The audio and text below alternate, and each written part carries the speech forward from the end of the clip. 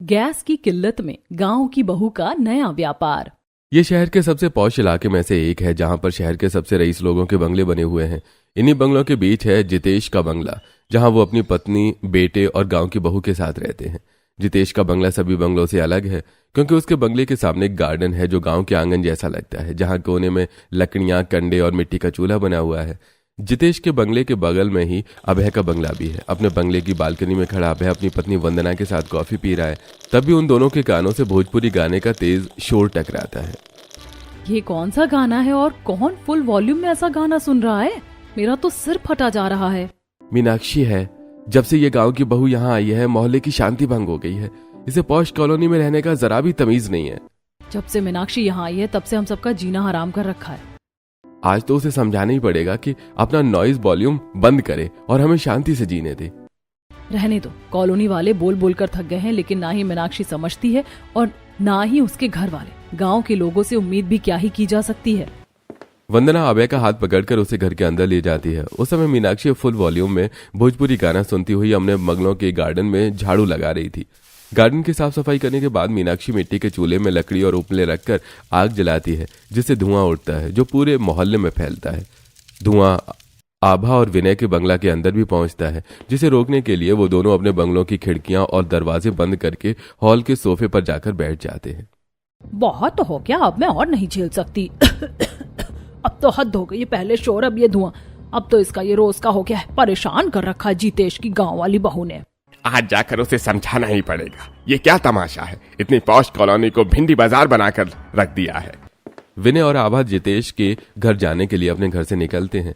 अभय और वंदना भी उनके साथ चल देते हैं। कुछ ही देर में वो चारों जितेश के बंगलों के पास पहुंचते हैं। बंगलों के गार्डन के जालीदार दरवाजे पर खड़े वो चारों गार्डन में मिट्टी के चूल्हे पर जितेश की गांव वाली बहू को पराठे सेकते हुए देखते हैं। तभी वहां जितेश आता है और दरवाजा खोलता है। जितेश जी, आपकी गांव की बहू ने क्या तमाशा लगा रखा है? जब से आई है पूरे मोहल्ले को परेशान किया हुआ है, कभी शोर कभी काला धुआं। अरे अरे वंदना जी, गुस्सा क्यों कर रही हैं? मेरी बहू मिट्टी के चूल्हे पर खाना ही तो बना रही है। वही लकड़ी जलेगी तो थोड़ा बहुत धुआं तो होगा ही, और उसे थोड़ा बहुत म्यूजिक सुनने का शौक है बस।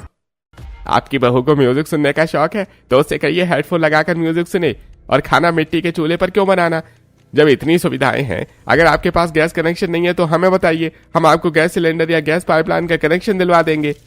मीनाक्षी उन लोगों की बातें सुनती है और हाथ में चिमटा पकड़े हुए उनके पास आती है। जब मिट्टी का चूल्हा है, लकड़ियां हैं, उपले हैं, तो फिर गैस जलाने की जरूरत क्या है? कभी कभी मिट्टी के चूल्हे में भी खाना बना लेना चाहिए। और हाँ, गैस कनेक्शन है हमारे पास, और आप लोगों की तरह गैस पाइपलाइन भी है। जब है तो इस्तेमाल करो ना। मिट्टी के चूल्हे में खाना बनाती हो, धुआं होता है, हमारे घरों में जाता है, हम सब कितना परेशान होते हैं, तुम्हें पता भी है।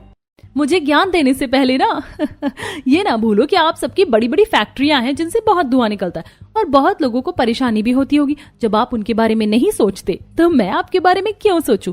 और हाँ, गांव में मैं ऐसे ही खाना बनाती थी, यहाँ भी ऐसे ही बनाऊंगी। आप भी खाकर देखना, मिट्टी के चूल्हे में बना खाना बहुत स्वादिष्ट होता है। अरे तुम ही खाओ अपने ये उपलों में पका हुआ खाना, हम तो गैस चूल्हे का पका ही खाना खाएंगे। मोहल्ले वाले वापस में फुसफुसाते हैं। और वंदना, जितेश जी, अपनी बहू को समझाइए, ये अब और नहीं चलेगा। मैं कोशिश करूंगा। वो सभी अपने घर वापस लौट जाते हैं। जाते जाते फुसफुसाते हैं। ना जाने इन लोगों को यहाँ बंगलो किसने बेचा।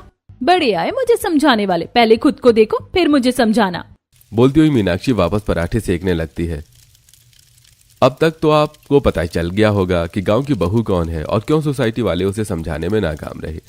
महीने के अंत में कॉलोनी के कम्युनिटी हॉल में हर महीने ऑर्गेनाइज होने वाली मीटिंग ऑर्गेनाइज होती है, जिसमें कॉलोनी के हर एक घर से एक पर्सन उपस्थित था। भाई, जैसा कि आप सब जानते हैं, ईरान यूएसए वॉर की वजह से जो हमारे देश में हालात बने हैं, उससे गैस की किल्लत हो सकती है। हमें इस परेशानी से बचने का तरीका ढूंढना होगा। गैस की किल्लत? ये शब्द इस सोसाइटी वालों के लिए बेईमानी है भाई। हमारे पास गैस कनेक्शन भी है, पाइपलाइन भी है, और अगर मान भी लो कि गैस की किल्लत हो भी गई तो हमारे पास इंडक्शन है, बिजली से खाना बना लेंगे। कोई और परेशानी हो तो बताओ, जिसका सोल्यूशन हम निकालने की कोशिश कर सकते हैं। इस समय तो फिलहाल कॉलोनी की असली परेशानी जितेश जी की गांव की बहू है। उसने हमारा जीना हराम कर दिया है। सब लोग जितेश को घूरने लगते हैं। सही कह रही वंदना, अब हमें फैसला करना होगा कि जितेश और उसके परिवार को कॉलोनी में रहने देना है या नहीं। देखिए, यह कॉलोनी जितनी आपकी है उतनी हमारी भी है। हमारे भी कुछ अधिकार हैं। अब आपको पसंद हो या ना हो, हम अपने तरीके से ही रहेंगे। और हाँ, मेरी बहू कुछ गलत नहीं कर रही है। अरे भाई जितेश जी, ये पहली बार नहीं है जब आपकी बहू को लेकर लोगों ने शिकायतें की हैं। भाई इससे पहले भी कई बार हो चुका है। आप अपनी बहू को समझाइए, नहीं तो मजबूरन मुझे कोई कदम उठाना पड़ेगा, कॉलोनी का सेक्रेटरी होने के नाते। मीटिंग खत्म होते ही सब लोग अपने अपने घर वापस आ जाते हैं। जितेश भी उदास होकर अपने घर की ओर चल पड़ता है। वो घर पहुंचकर बालकनी में रखी रिलैक्सिंग चेयर पर बैठ जाता है। तभी उसकी गांव वाली बहू मीनाक्षी अपनी सास राधा के साथ चाय लेकर उसके पास आती है और उसका उदास चेहरा देखती है। पापा जी, आप उदास क्यों हैं? आप तो मीटिंग में गए थे ना, वहाँ किसी ने कुछ कहा है क्या? मीटिंग में जो कुछ भी हुआ जितेश वो मीनाक्षी को बताता है। अरे पता नहीं बहू, मुझे चिंता किस बात की करनी चाहिए।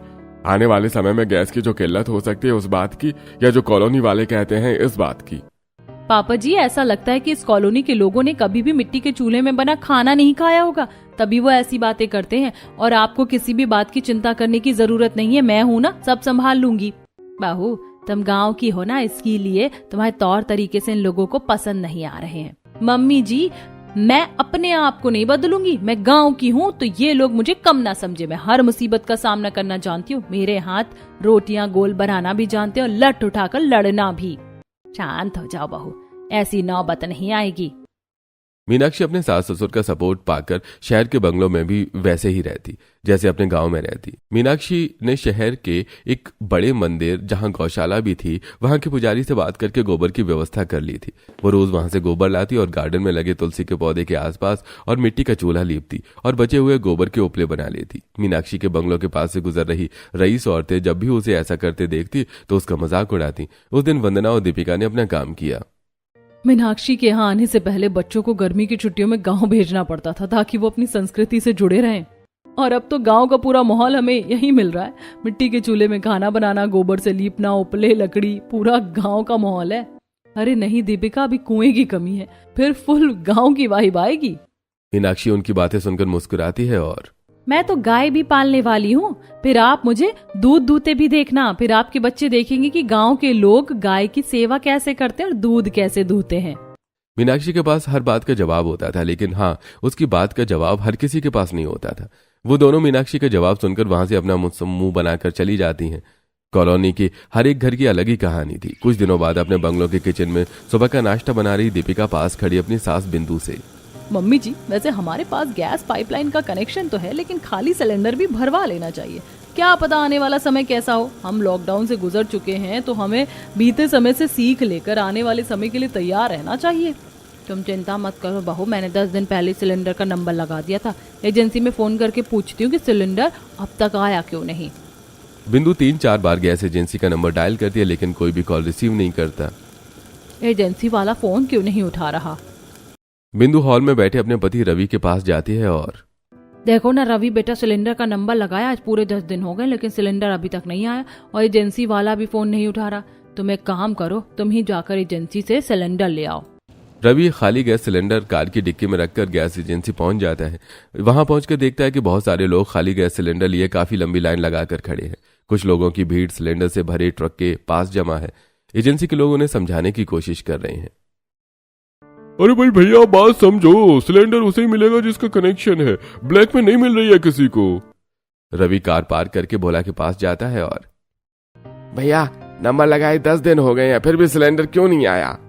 अरे भैया, गैस की बहुत किल्लत है। जब से ये खबर फैली है कि गैस की कमी हो सकती है, तब से रसूखदार लोगों ने तो 100 सिलेंडर तक स्टॉक कर लिए हैं। भाई आम जनता को सिलेंडर मिल ही नहीं रहे हैं। अगर आपका कनेक्शन है तो इस बार तो आपको सिलेंडर मिल जाएगा, फिर अगली बार पता नहीं कब मिलेगा भी या नहीं।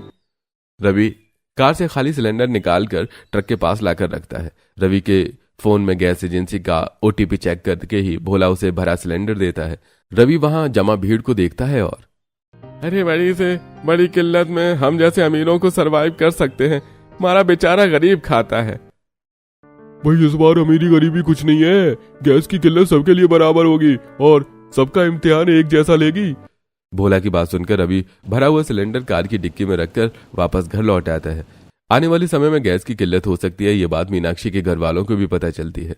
एक दिन निवेदिता अपने पेट डॉग को घुमाते हुए मीनाक्षी के बंगलों के पास गुजरती है। मीनाक्षी गार्डन में खड़ी उसे देखकर उसके पास जाती है और काकी, तुम्हें पता है गैस की किल्लत होने वाली है, सिलेंडर भरवा लेना।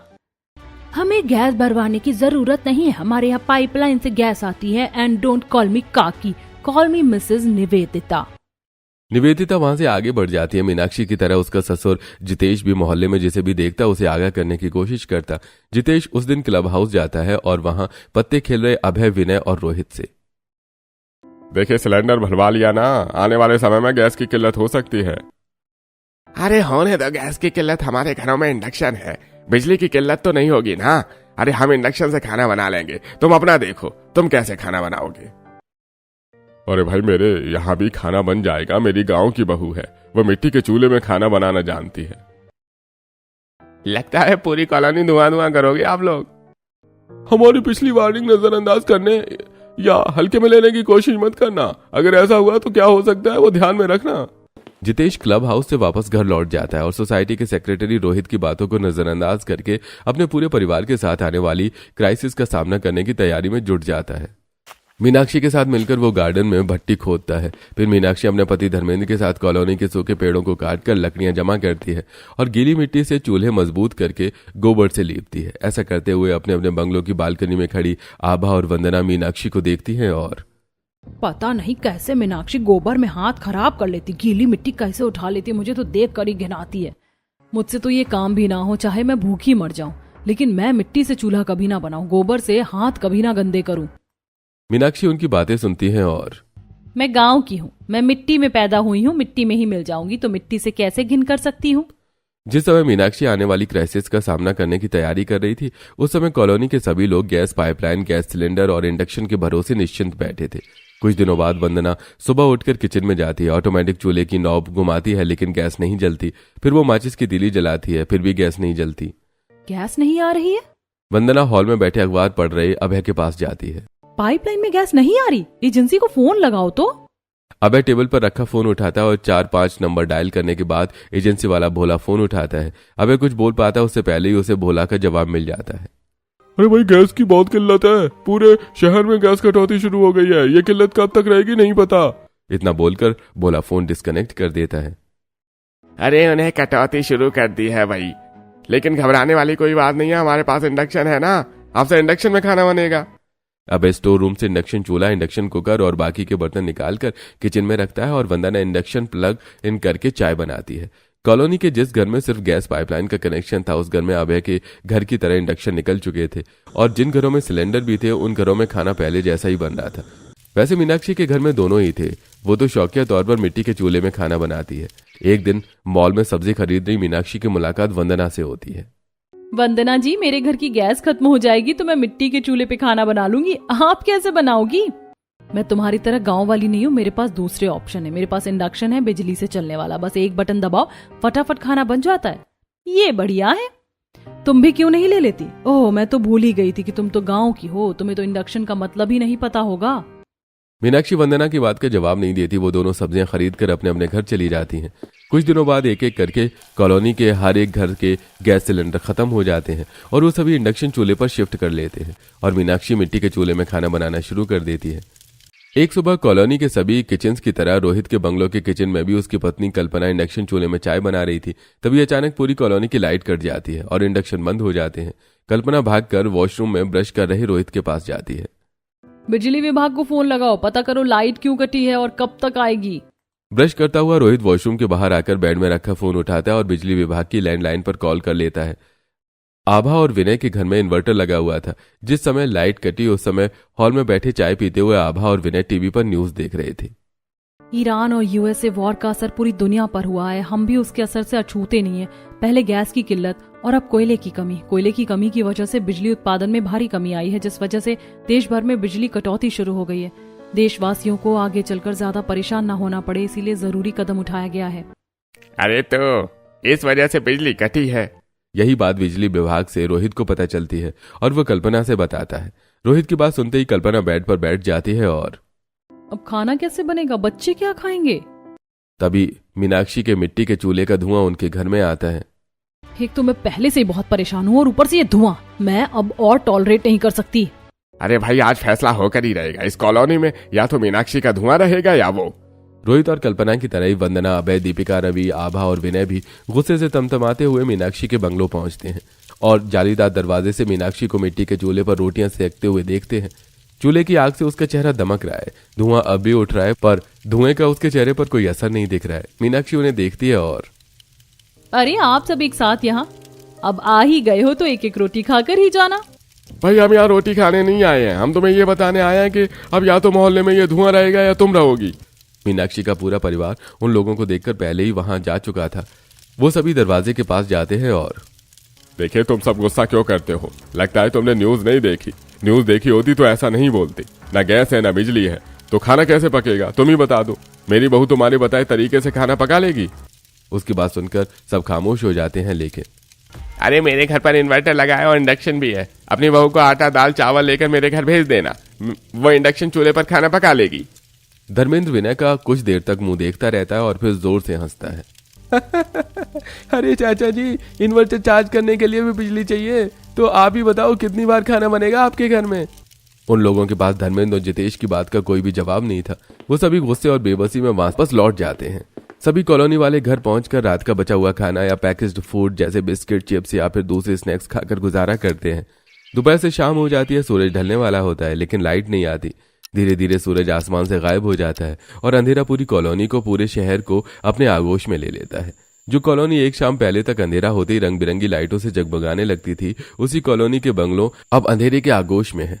हर एक बंगलों में सिर्फ एक मोमबत्ती जल रही है। अपने बंगलों के हॉल में मोमबत्ती की रोशनी में टॉय कार से खेल रहा रिंकू सोफे पर बैठे अपने मम्मी पापा दीपिका और रवि के पास जाता है। मम्मा बहुत भूख लगी है, खाना दो ना। दीपिका टिंकू को चॉकलेट देती है और रवि की तरफ देखकर, ना गैस है ना बिजली, अब खाना कैसे बनेगा? आखिरी चॉकलेट भी मैंने टिंकू को दे दिया, वो खाना मांगेगा तो मैं उसे क्या दूंगी?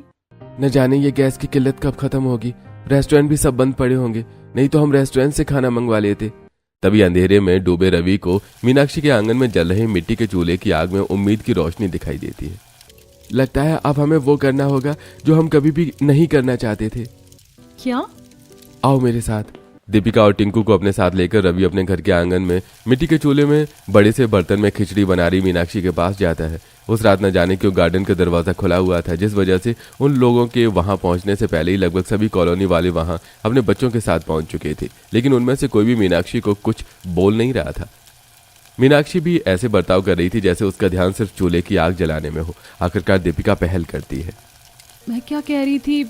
चूल्हे से नजरें हटाए बिना, हाँ बोलो ना, आज पहली बार आपने इतने प्यार से बात की। आपको कोई काम है क्या?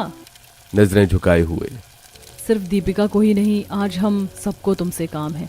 वंदना अपनी बेटी कुमुद के सिर में हाथ फेरती है और बच्चे भूखे हैं। मीनाक्षी उठती है, सबकी आंखों में देखती है। जिन आंखों में पहले वो खुद के लिए गुस्सा और नफरत देखती थी, आज उन्हीं आंखों में उसे बेबसी और निराशा के बीच छुपी उम्मीद की किरण दिखती है। मीनाक्षी मुस्कुराती है और अपने दोनों हाथ साफ करके, हाँ जानती हूँ, इसीलिए तो इतनी ज्यादा खिचड़ी बना रही हूँ। मेरे होते हुए कोई भी भूखा कैसे रह सकता है? जो लोग कभी फर्श पर नहीं बैठे वो सभी गार्डन की घास में बैठते हैं और खिचड़ी पक जाने के बाद मीनाक्षी सबको पत्तल में परोस कर खिचड़ी खिलाती है। खिचड़ी परोसने में मीनाक्षी के सास ससुर और पति भी उसकी मदद करते हैं। पेट भर खा लेने के बाद, मीनाक्षी तुम्हारा बहुत बहुत धन्यवाद, तुमने खाना खिलाया, नहीं तो बच्चों का क्या होता। आप सब गांव की बहू के घर आए थे, भला भूखे कैसे रह सकते थे? गांव में हमें सिखाया जाता है कि घर में आया मेहमान, साधु या कोई भी भूखे पेट नहीं रहना चाहिए। दीपिका मीनाक्षी को गले से लगा लेती है। आज हमें पहली बार पता चला कि गांव के लोग कभी किसी को निराश नहीं करते। आज से पहले सभी कॉलोनी वाले तुम्हें परेशानी की वजह मानते थे। हम सब मानते थे कि मोहल्ला तुम्हारी वजह से अशांत है, लेकिन आज तुमने सभी की भूख शांत करके ये बता दिया कि तुम अशांति नहीं बल्कि शांति हो। अपनी तारीफ सुनकर मीनाक्षी मुस्कुरा देती है। उसके मुस्कुराते ही लाइट आ जाती है और पूरा मोहल्ला रोशनी से जगमगा उठता है। चलो चलो जल्दी से कुछ खाने को बना लेते हैं, क्या पता लाइट कब तक रहेगी और फोन भी तो चार्ज करना है। सब लोग अपने अपने घर लौट जाते हैं। मीनाक्षी बची हुई खिचड़ी लेकर हॉल में पहुंच जाती है। पूरा परिवार मिलकर एक साथ खिचड़ी खाने लगता है। आज मैंने 20 लोगों को खाना खिलाया। कितना अच्छा लगता है ना, भूखों को खाना खिलाकर मन को शांति मिलती है। हाँ बहू, मन को शांति तो मिलती है, लेकिन रसोई भंडार पर भी ध्यान देते रहना। सिर्फ कुछ दिनों का राशन ही बचा है, कहीं ऐसा ना हो कि मन को शांति तो मिल जाए और पेट अशांत हो जाए। ऐसा नहीं होगा मम्मी जी, आप चिंता मत कीजिए। अब लाइट आ गई है तो सब लोग इंडक्शन में खाना बना लेंगे। अपने घर के किचन में पहुंचकर सभी औरतें इंडक्शन प्लग इन करती हैं, लेकिन इंडक्शन लोड नहीं लेता। अपने किचन में खड़ी इंडक्शन को निहार रही निवेदिता, हाथ तो आया लेकिन मुंह नहीं लगा। बिजली का लोड इतना कम है कि इंडक्शन ऑन ही नहीं हो रहा। कोई बात नहीं, जब तक ये प्रॉब्लम है, प्रॉब्लम का सॉल्यूशन है ना मीनाक्षी। अगले 2 दिनों तक सभी कॉलोनी वाले तीनों टाइम मीनाक्षी के यहाँ ही खाना खाते हैं। लेकिन जब वो सभी रात को खाना खाकर अपने अपने घर चले जाते हैं तो हॉल में बैठे खाना खा रही मीनाक्षी के सभी घर वाले, आज फिर कॉलोनी में कोई भूखा नहीं सोएगा। बहू अगर ऐसे ही तो मोहल्ले वालों को खाना खिलाती रही ना तो एक दिन हमें भूखा जरूर रहना पड़ेगा। तो क्या करूं मम्मी जी, मैं लोगों को भूखा नहीं देख सकती। बहू तुम्हारा कहना भी सही है, लेकिन हमारे पास भी तो रिसोर्सेज लिमिटेड हैं। लकड़ियां, कंडे, अनाज एक न एक दिन खत्म हो जाएगा। फिर हम उसी नाव पर सवार हो जाएंगे जिस नाव पर इस समय कॉलोनी वाले सवार हैं। तो फिर मुझे क्या करना चाहिए? मीनाक्षी, आज की दुनिया में फ्री कुछ भी नहीं मिलता। तुम जो कर रही हो करती रहो, बस अपना तरीका बदल दो। कैसा तरीका? तुम आप लोगों से कहो कि वो अपने घर से अनाज और सब्जियां लाएं, तब तुम्हें उन्हें खाना बनाकर दोगी और बदले में कुछ पैसे लेना। इस तरह हमें नुकसान भी नहीं होगा और लोग भूखे भी नहीं रहेंगे। अरे वाह, ऐसे तो मेरा नया कारोबार शुरू हो जाएगा। मीनाक्षी पूरी रात जागकर आंगन में 3 भट्टियां और खोदती है और सुबह होने पर यह सोच सोचकर परेशान होती है कि आखिर मैं लोगों से पैसे कैसे मांगूंगी? लोग क्या सोचेंगे मेरे बारे में कि गैस की किल्लत में गांव की बहू ने नया व्यापार शुरू कर दिया। मीनाक्षी सोच ही रही थी कि तभी कल्पना अपने साथ दाल, चावल और हरी सब्जियां लेकर उसके पास आती है और मीनाक्षी, आज मैं अपने घर से अनाज और सब्जियां लेकर आई हूँ। तुम मुझे खाना पका कर दे दो और बदले में कुछ पैसे ले लो। आखिर कब तक तुम समाज सेवा करती रहोगी? मैं ये सोच सोचकर परेशान हो रही थी कि अपने व्यापार के बारे में लोगों को कैसे बताऊंगी। आपने तो मेरी सबसे बड़ी मुश्किल हल कर दी। मीनाक्षी कल्पना से दाल, चावल और हरी सब्जियां लेकर फटाफट मिट्टी के चूल्हे में आग जलाकर कुकर में दाल पकने को रखती है। जब तक मीनाक्षी सब्जियां धोकर काटती है तब तक कॉलोनी वालों की भीड़ जमा होने लगती है। मीनाक्षी उन्हें कुछ बोल पाती उससे पहले ही कल्पना बोल पड़ती है। अपना राशन लाओ, सही कीमत चुकाओ और चूल्हे पर बनवाओ। यह क्या है? कल्पना का सपोर्ट पाकर मीनाक्षी आत्मविश्वास से भर जाती है और सबके सामने सीना ताने खड़ी होकर, मेरा नया व्यापार, मैं आप लोगों को रोज रोज फ्री में खाना नहीं खिला सकती। आप लोगों के पास साधन है लेकिन ईंधन नहीं है। मेरे पास ईंधन है लेकिन साधन सीमित है। तो आप अपना साधन लाइए, ईंधन मैं दूंगी और उसके बदले कुछ पैसे लूंगी। ये भी आपदा में अवसर ढूंढने लग गई। चलो चलो, हमें नहीं खाना। गुस्से में वो सभी वापस घर लौट जाते हैं। ये क्या, सब वापस लौट गए? तुम फिक्र मत करो, गैस की किल्लत है, सब वापस लौटेंगे। मीनाक्षी दाल चावल पक जाने के बाद सब्जी पकाने लगती है। उसी समय दीपिका के बंगलों के हॉल में उसका बेटा भूख के मारे फर्श पर लेटते हुए, खाना, मम्मी खाना दो ना। उसके पास बैठी दीपिका और रवि बेबस होकर उसे देखते हैं और हमें मीनाक्षी के पास जाना ही पड़ेगा।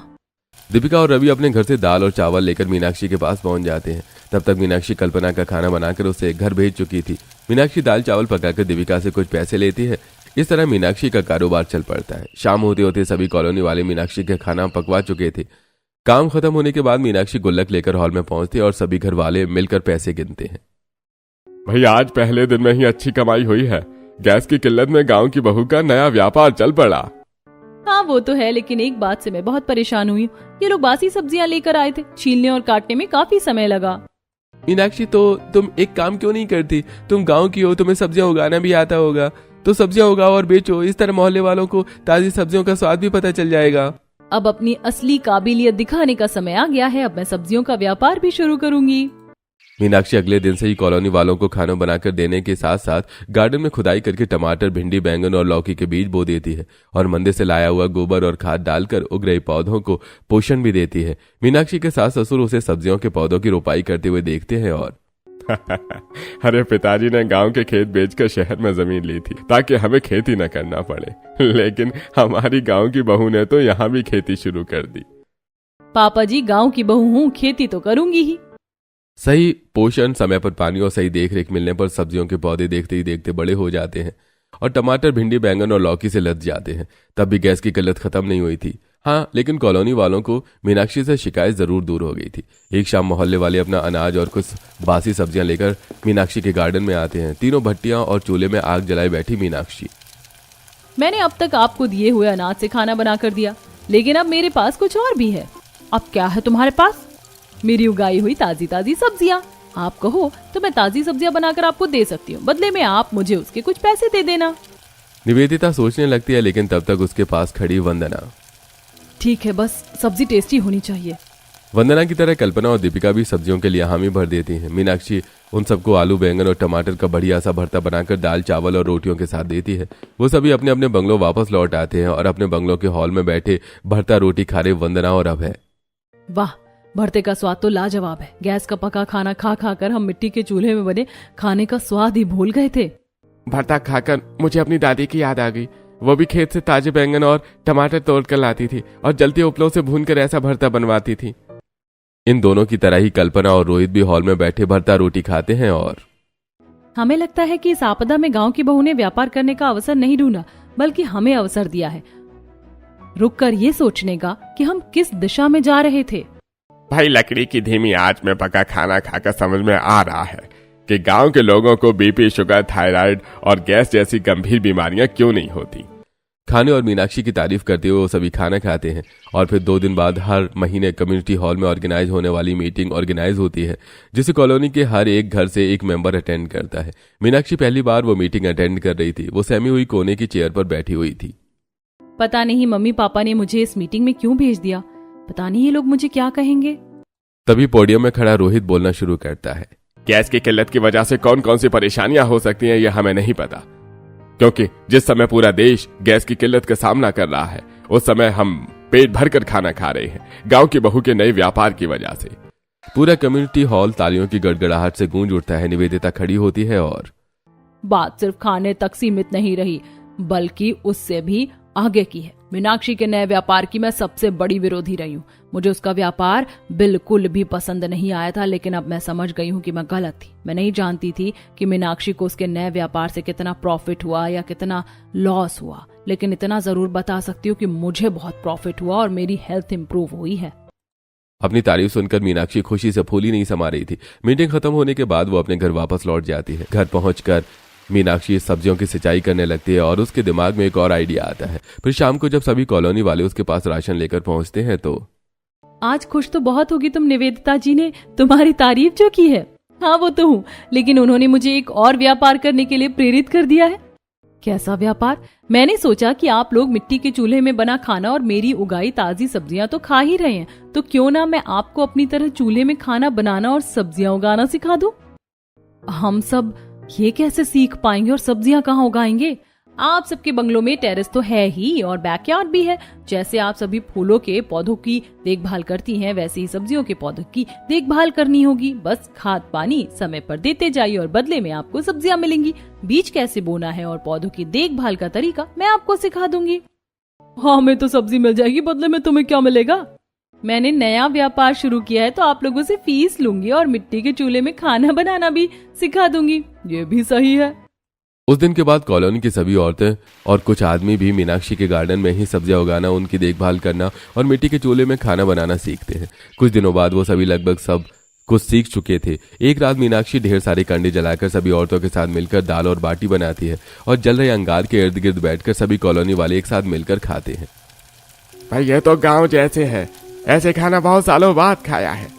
अब पता चला कि गांव के लोगों में अब भी एकता क्यों है। शहर में आकर हम अपने अपने में इतने व्यस्त हो गए कि लोगों की भीड़ में रहकर भी हम अकेले रह गए। गांव में हम ऐसे ही हर मुसीबत का सामना मिलकर करते हैं। मुसीबत कैसी? अरे भूल गई क्या, गैस की किल्लत चल रही है। अरे आपकी गांव की बहू के नए व्यापार में तो ऐसा महसूस होने ही नहीं दिया कि गैस की किल्लत है। गैस की किल्लत में गांव की बहू का नया व्यापार शुरू ना होता तो हम बहुत परेशान हो जाते। गैस की किल्लत से गांव की बहू के नए व्यापार में हम सबको बचा लिया।